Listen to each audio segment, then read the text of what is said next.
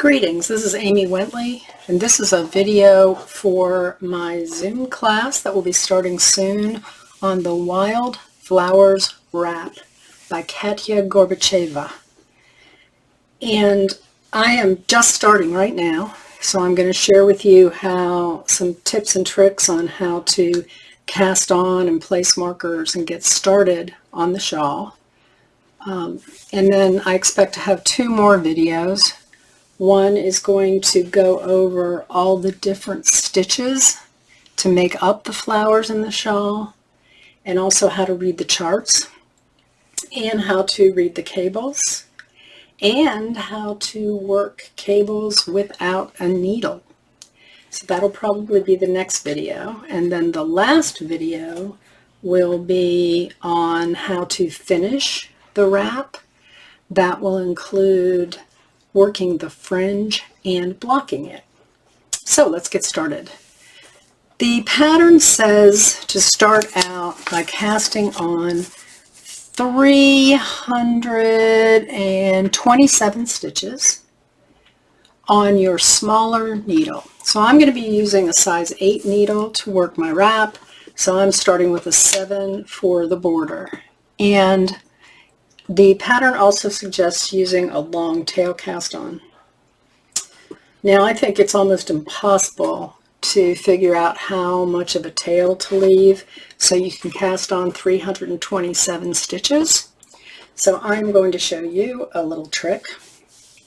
So here's my needle, and I'm going to start with 2 balls of my project yarn. And one I have already used for doing swatches, and this is my bigger one. So take an end of each ball of the yarn. So here's one end. There's one end. Here's the other end. Okay? So they're coming off of 2 separate balls. So I want to take these and hold them together like this, and I'm going to make them into a slip knot. And I'm going to leave enough of a tail to weave in later. So here's my slip knot. Okay, and I'm going to put this slip knot on my needle. This is the first 2 stitches, or these are the first 2 stitches here. Okay. And what I'm going to do is, instead of, if I were doing this with just one piece of yarn, I would take my tail and I would take my working yarn and I would do a slingshot like this. Okay. If you've never done long tail cast on before and you'd like to use another cast on, make sure you choose one that is stretchy. You don't want to use a cable cast on, for sure. Many other ones will work, like the Norwegian or the knitted on or German twisted. A lot of them will work. So if you want to try long tail cast on and you've never done it before, in the description for this video I'm going to link another video on how to work long tail cast on. Okay, so instead of doing this where you pick up the tail and you pick up the working yarn, we are going to pick up both of the working yarns here, and see our put this back on, see our 2 tails hanging here. We're just going to let 2 tails hang, and we're going to pick up the 2 working yarns just like we would the working yarn and the tail when we would do this before, and we are just going to go ahead and work long tail cast on. And these first 2 are our first 2 stitches. Okay, so that makes 3. The pattern then says to place a marker. So I'm going to go ahead and place the marker, and this marker is going to tell me that this is the edge, this is the boundary of the edge stitches here before the fringe. Okay, and before the chart. So the fringe will be over here, the last stitches actually that we cast on and join. and then we have a little bit of the edge stitches here, and then we are actually going to be starting the chart after these stitches. So I want to put a blue marker here to designate that these are the 3 beginning stitches for that edging. Okay? Then it says to place a marker, which we just did, and then cast on 310 stitches. So here's the deal. The 310 stitches are the chart stitches. We have 62 stitches in the chart, and they're repeated 5 times. Okay? You got that? For 310 stitches. Okay? And I know already that I'm going to want to mark the middle of the chart at 31 stitches, just sort of as a touchstone, so that as I'm going through the chart, I know where I'm supposed to be halfway through. Around 30 stitches is good enough to do that. If you get to stitch 61 and you realize you messed up and the chart's not matching what you thought, you've got 62 stitches to undo. If you just hit 31, then you've got less to undo. So I want to put those in as little touchstones. And what I'm going to do is I have a box of colored markers here. And so for my middle stitches of the chart, I'm going to use yellow. And then for my end of chart, 62, stitch 62, I'm going to use the bright blue. Okay, so I'm going to go ahead and I'm going to cast on 31 at this point. So that's 1. I'll try to go as fast as I can. I hope you don't mind watching someone cast on. It's 1, 2, 3, 4, 5, 6, 7.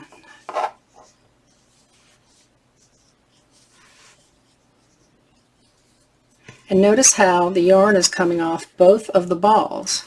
So I'm not going to run out of yarn because I have this endless supply. I'm not going to run out of yarn on my long tail cast on because I have this kind of endless supply of both balls here.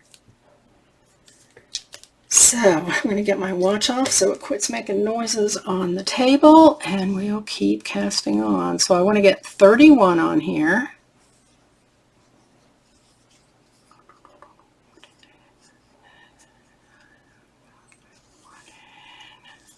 $17 more.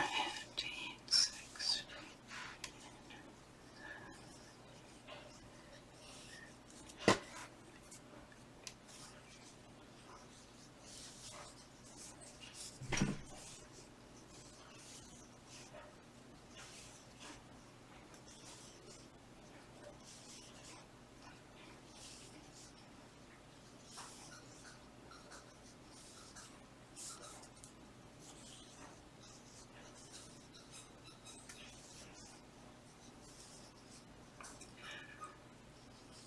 Okay, so I have 31, I think. Now, let me just double check. It's always good to count and recount.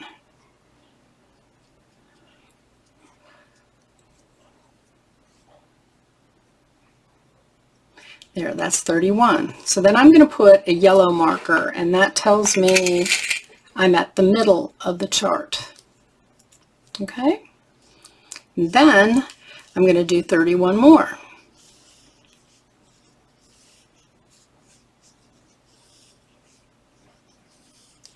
I'm not going to make you sit through all 300, so don't worry. I just want you to sit through 31 more, okay? 1, 2, 3, 4, 5.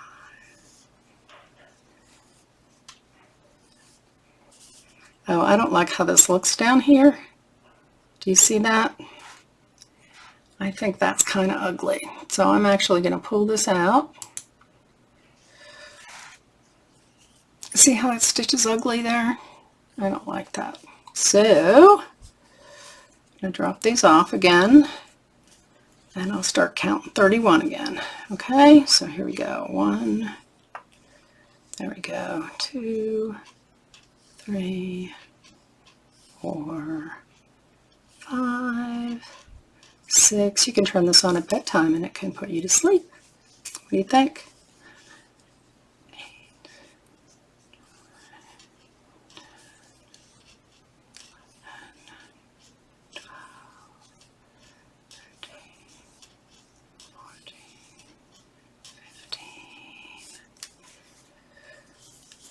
16, 17, 18, 19, 20, 21, 22, 23, 24, 25, 26, 27, 28, 29, 30, 31. And I will double check my counting again. 2, 4, 6, 8, 10, 12, 14, 16, 18, 20, 22, 24, 26, 28, 30, 31. And I'm going to put a shiny blue marker here. And that tells me I am at the end of the chart, 62 stitches. Okay? So I'm going to go through and I'm going to pause while I finish all 310 of these stitches, alternating every 31 stitches, alternating with a yellow and a blue all the way across. Okay? And I'm using my 2 balls of yarn here while I do the long tail cast on, and I will show you after I get those 310 on, I'll show you how to do the other edge and the stitches for the fringe. Then we'll join to work in the round. So I'll be back in just a little bit. Bye. I'm back. So this is my needle so far. There's lots of stitches on it. I'll back up in a little bit so you can see like a far shot of everything all at once. But if you remember, we started the cast on with 3 stitches and I put a marker in. I changed this to a pink marker. It was too close to the other colors, so I wanted something that popped out. And then right away we needed to cast on 310 stitches.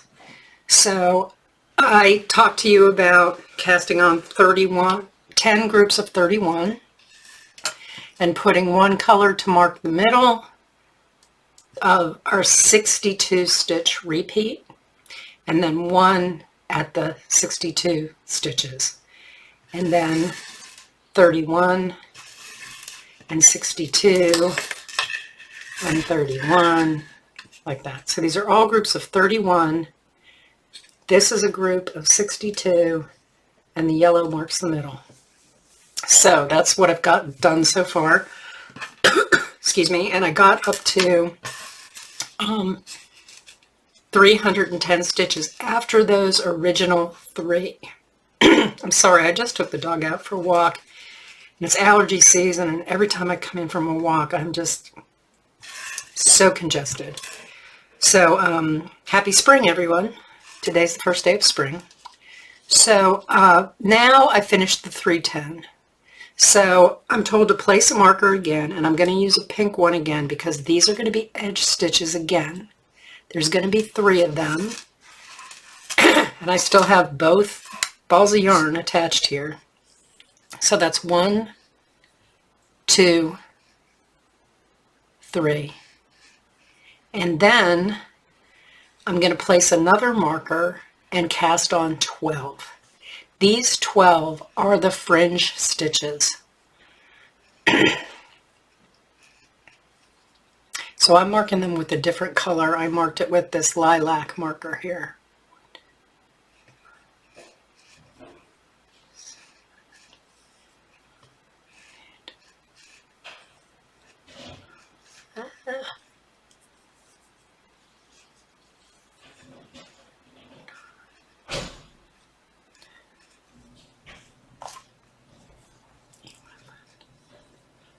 I think that's 12. Let me count again. Yep. And then this is going to be the end of round. So for my end of round marker, I picked a little rosebud, purple rosebud marker there. And we're going to have to join in the round to work in the round.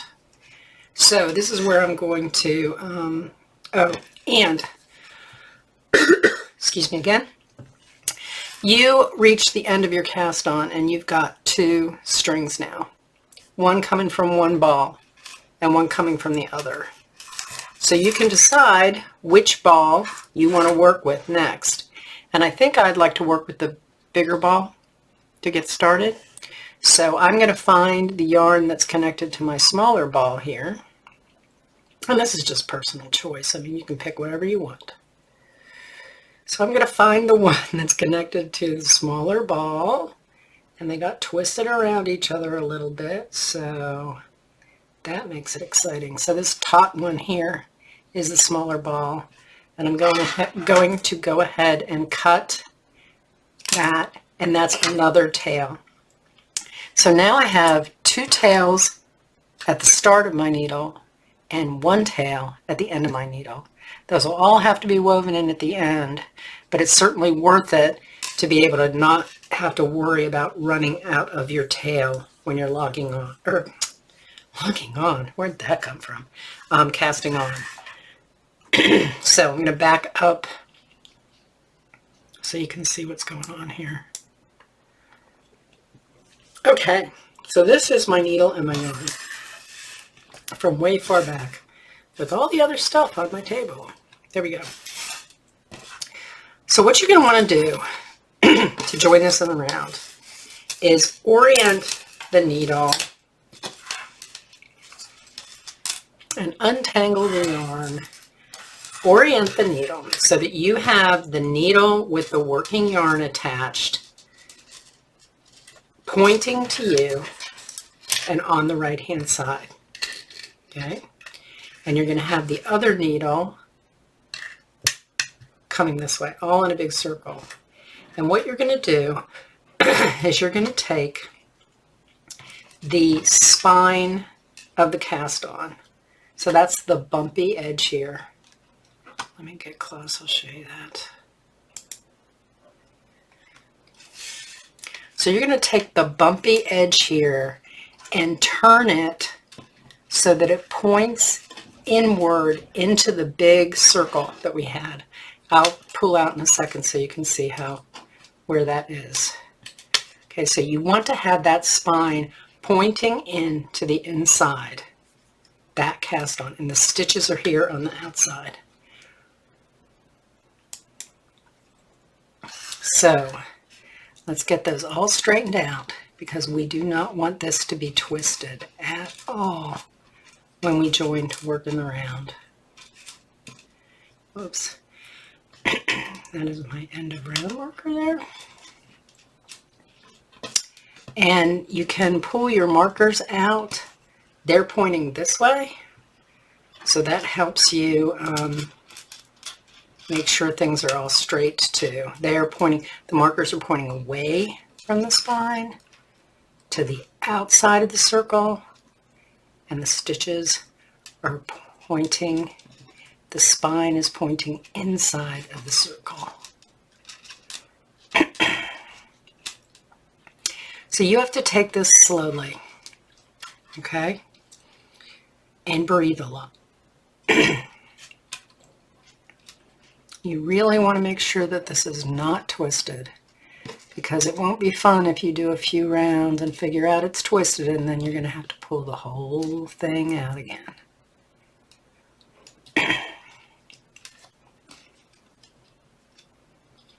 So just be slow, be careful.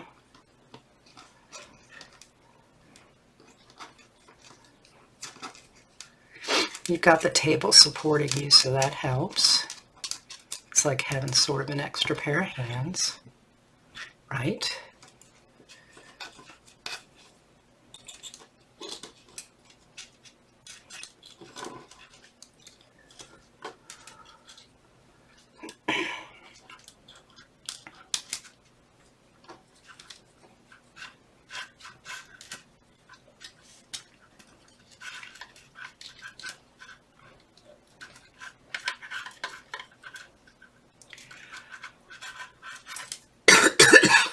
excuse me.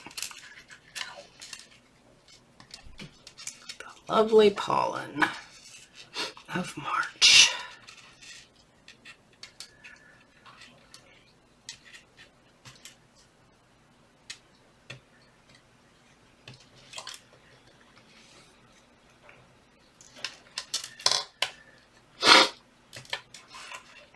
Okay, that was my first try through, and I think it's right. But I'm going to go around again and press them down and make sure nothing is twisted.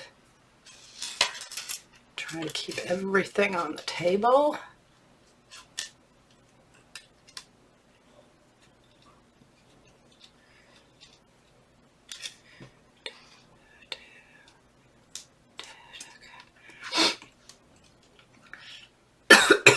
Okay, so it looks to me like everything is flat. The spine stitches are all pointing in this way. My markers are all pointing out that way. Get them out of the way. And let's just stop for a minute and I'll talk you through what you're going to do. The first stitch that we're going to do is a knit one through the back loop. Okay? So be prepared and be ready for that. And that means your working yarn is going to be in the back. It's going to be like in the middle of the circle. Okay? And you're going to pick up this needle and this and get your stitches here at the end of the needle getting ready to be knit. Okay? Mine weren't on the needle yet. And if you change things around, check again to make sure nothing's twisted. So these are down. Everybody's all down. You're down, you're down, down, down, down, down, down. So you're going to pick up your right needle in your right hand, your left needle in your left hand, and you're going to work the first stitch, which is a knit one through the back loop. So let me get closer for you. So you're going to work the first stitch. It's going to be a knit one through the back loop. So I put the right needle through the back loop and I pick up my working yarn that I put in the middle of the circle and I wrap it around that stitch, pull it through, and then pull tight. And at this point, nothing should be twisted. And I'm going to check again, and I'm going to follow that spine all the way around to make sure. And you can't see this because I'm not far enough away right now, but I'm checking my spine to make sure it's all pointing the right way.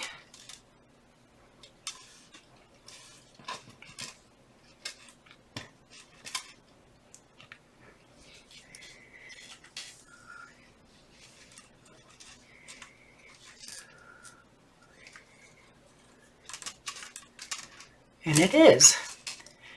So I am joined now because I worked that first stitch, pull this tight, and then the next stitch will be a purl one.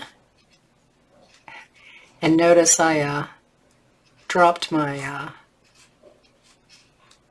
my beginning of round marker. So I'm going to put that back on. Okay, tight. And then the second stitch is going to be a purl.